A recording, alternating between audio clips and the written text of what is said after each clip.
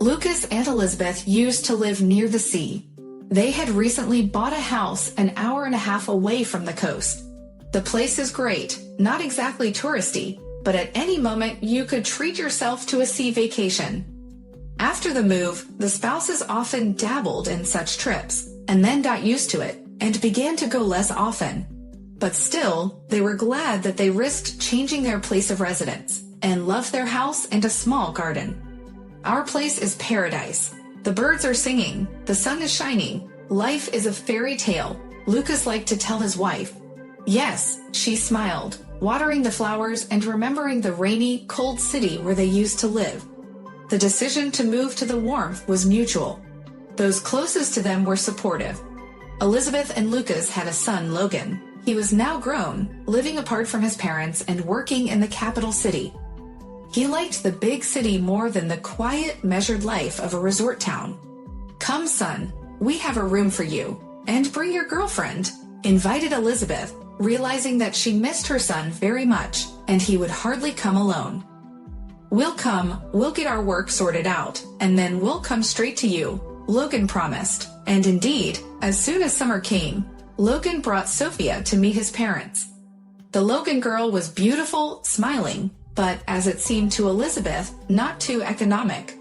She immediately felt at home and forgot that she was a guest. She didn't cook, she didn't help around the house, she didn't even put her plate in the sink after a meal. But always with a smile praised the hostess and heartily scattered compliments. Oh, how nice it is at your place, like in a resort, she smiled, and you cook, Elizabeth, just divine. Thank you, Sophia. At first, Elizabeth was happy that her son had found such a polite bride. But then that smile and joy on her potential daughter-in-law's face became annoying. Logan, honey, how long are you and Sophia staying with us? Elizabeth asked after a few weeks of living together. She didn't mind guests, but her own business wasn't done while she was catering to Sophia and Logan.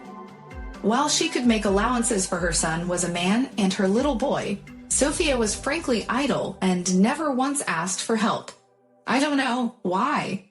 Well, shouldn't you be getting back to the city? I'm working remotely and Sophia has taken the administrative one. Didn't you talk us into coming here? Are we boring you already? Logan frowned. No, it's my pleasure, Elizabeth hastened to assure him. She was afraid that her son would take her words to heart, take offense, and stop keeping in touch with them. She was almost sick with nerves. I don't know what to do, she told her friend. Rejoice, look at this girl, always saying hello, smiling, asking how she's doing. Such a wonderful, bright girl, I can't believe there's such a thing. But she does absolutely nothing. Elizabeth said, do you need her to meddle with your charter in your monastery? I'll never forget how Yilka's daughter-in-law came to the kitchen to share pots. My friend began to tell me about her too active daughter-in-law and how her activities spoiled everyone's life. So you are lucky. Live happily ever after. Your house, your rules. Elizabeth thought about it and agreed. The main thing was that Logan was fine, and she could cook dinner herself, and it wasn't hard to clean up. It was always her house anyway. So what if she had to wash 2 extra plates? Elizabeth calmed herself by putting a mountain of dishes into drawers. She hated clutter.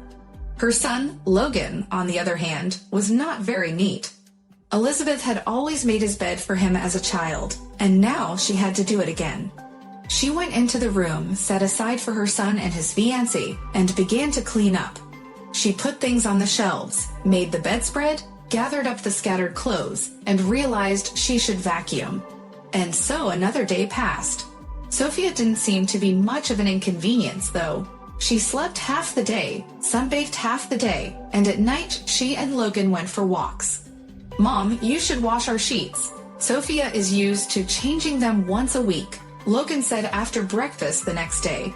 So let her take it off and load it in the machine. What's the problem? Elizabeth's ladle nearly fell out of her hands. I mean, we're just visiting. On vacation. She's visiting and you're home. If you need to do laundry, do it, Elizabeth said. Logan left without a word. It was easier for him to leave it alone and sleep in the same laundry. Logan didn't care and he gave up, but a mother's heart and a craving for order did not let Elizabeth live peacefully. She made her son's bed herself and, of course, received her praise from Sophia. "Elizabeth, you're a miracle, and your linen, it's so fresh. It's the air here, magical and miraculous. I could live here forever." "Yes, indeed," Elizabeth mumbled, thinking to herself that it was not the air and water, but her hands and the detergent that were working wonders. No matter how hard Elizabeth tried, she could not keep an open mind about Sophia. She seemed too frivolous, too serious.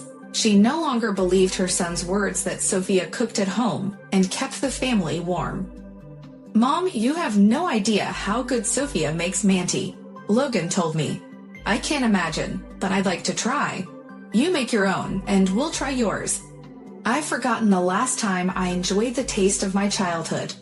Logan winked at his mother and put his arm around her. Elizabeth, of course, melted and spent the whole evening making mantas, but Sophia and Logan's behavior gave her second thoughts. She did not understand why her potential daughter-in-law had become lazy, and why her skillful hands had turned into paws, with which she categorically did not want to do anything. "And you know, Elizabeth, when I told my mother that we went to your place, she took offense at me," Sophia said suddenly, breaking the future mother-in-law out of her thoughts. "Why?" "Logan and I promised to visit them, so go." Elizabeth rejoiced, hoping they would finally decide to move out. "It's too late for that. Logan called my parents, and they agreed to meet here. We figured since you have a big house, Mom and Dad would come over. You don't mind, do you? They're modest people, they don't need much. A mattress or a cot." Elizabeth froze at the news. "When are they coming?" "They'll be here tomorrow. They're driving.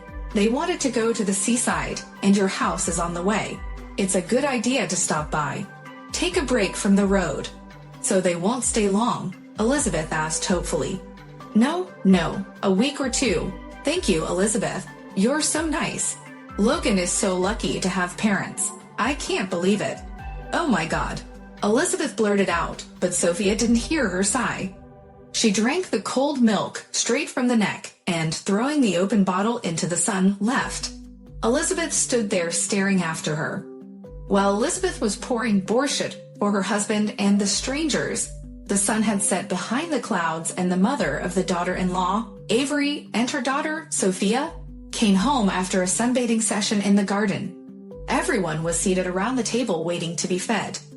Elizabeth felt like a cook on a serving line. She was exhausted from the heat and wished they had put air conditioning in the kitchen. When everyone had eaten, we began to discuss further plans. "We decided that we will go to the sea in our car," Lucas said. "Jacob's car has already been stuck once, so we won't take any chances." "You've been drinking," Elizabeth flared up. "Logan will drive." Lucas nodded at their son, who, as it turned out, was also going to the beach with his fiancée and her visiting relatives. "I'm ready for the sea." Avery showed up in the kitchen wearing her straw hat. She was wearing a beach dress, flip-flops, and oversized sunglasses. "And the sea is ready for you," Jacob laughed, pinching Avery just below the back. It was so silly that Elizabeth even twitched. "It's nice here. I don't want to leave. We'd stay all summer." Sophia hugged Logan. Elizabeth felt cold and coughed. "Were you planning to go to the sea?" Elizabeth asked her son. "We don't have enough room for everyone in the cabin." "I'm not going. I will cook, wash, and clean. That's what a mother is for." The son didn't get the sarcasm, but Avery took off her glasses and looked judgmentally at Logan. "We're slim. We'll fit in somehow. Leave the dishes and let's go." I can't do that. I hate dirty dishes. And it's too hot. "I'd rather be at home," Elizabeth said. After a little more arguing and chattering, the group of guests left for the sea. Elizabeth felt a little dizzy, but not from happiness and relief. She felt sick with heat and fatigue. If it hadn't been for a friend who had arrived earlier than planned, things might have ended sadly. She helped Elizabeth to lie down and assisted. Elizabeth regained consciousness on her bed and with a cold, wet towel on her head. Alive. You don't take care of yourself. How can you do that?" I don't know. I've been doing everything I've been doing. But there are more people at home. Elizabeth told me everything that came up. I see. The doctor will be here in a minute. We'll get you checked in. You'll stay in the hospital, regain your strength. No, doctor. It'll pass on its own. Yeah, it will. Ella mocked. Elizabeth talked her friend out of calling the doctor after all. She even tried to get up and go to the kitchen. When they come, dinner's not ready. I have to peel potatoes. Stay down, you woe is us. Otherwise, I'll take you to the hospital, her friend threatened. She gave Elizabeth some soothing tea, and Elizabeth finally fell asleep. When she woke up, it was late evening. The silence outside the window and in the house gave her strange thoughts. She even wondered if the guests had left. Had Ella kicked out the strangers? As she looked out into the garden, she noticed a surprising picture. Only men were sitting at the table. Elizabeth decided to get up and go and see how the family was surviving without her. She was surprised to see Sophia in the kitchen. Her daughter-in-law was washing the dishes that had been left over from dinner. "Oh, Elizabeth, are you all right? We were so scared for you," she asked. "I'm fine. I'm alive. Are you hungry? Is there food?" Elizabeth wondered. "Mom and Aunt Ella are making lagman, so as not to wake you up. They've done the housework, found everything. It'll be ready in a minute. Do you mind?" Elizabeth couldn't even find an answer, as surprised as she was. "Do you want to go to the table, or should I bring it to your room?" Her friend's head appeared in the kitchen. She looked at Elizabeth with a sly smile. Elizabeth couldn't believe her eyes. "I'm going to the table. I need some air." The men greeted Elizabeth with questions and sympathy. They offered her a drink, but she refused. "You should have come to the sea with us," Jacob said. "Next time I will," Elizabeth nodded. Everyone sat down at the table. Elizabeth wanted to boss around, but Ella wouldn't let her. Surprisingly, under her guidance, the women did well as guests. "We thought, it's very nice there at the sea, but it's a long drive after all." Ella advised us of inexpensive accommodation close to the sea. Lucky for us, the dates were free. "Anyway, we're moving in tomorrow. We won't bother you," Avery announced. Elizabeth even raised her eyebrows in surprise. "A colleague of mine is renting. Remember Scarlett?" "I do," Elizabeth hummed. She was tempted to suggest that the guests move elsewhere, but she was shy. Watching what was happening, Elizabeth couldn't believe she was awake. She took a moment, pulled Ella around the corner, and asked, "How? What did you do to them?" "I didn't do anything. I just asked them to help with dinner." "With what?" "With my mouth. Words. Letters. They turn out to be able to talk and hear," Elizabeth teased Ella. "How?" "As you can see. Your daughter-in-law can do anything when she wants to. And her mother's a pretty good cook. Only a little too much salt." Ella laughed. "Did you tell them I'm tired of them? Is that why they're moving out?" "No, they realized it when they found out that you fainted at the stove. All I said was that you were too responsible. I embellished a little bit. Don't thank me." When the guests left and the gate closed behind them, Lucas sighed. "They didn't stay long enough. We'll have to do it again." "We'd better go to them," Elizabeth answered hurriedly. "So get ready. Scarlett's house is right on the sea." I looked, Lucas winked, and Elizabeth finally smiled.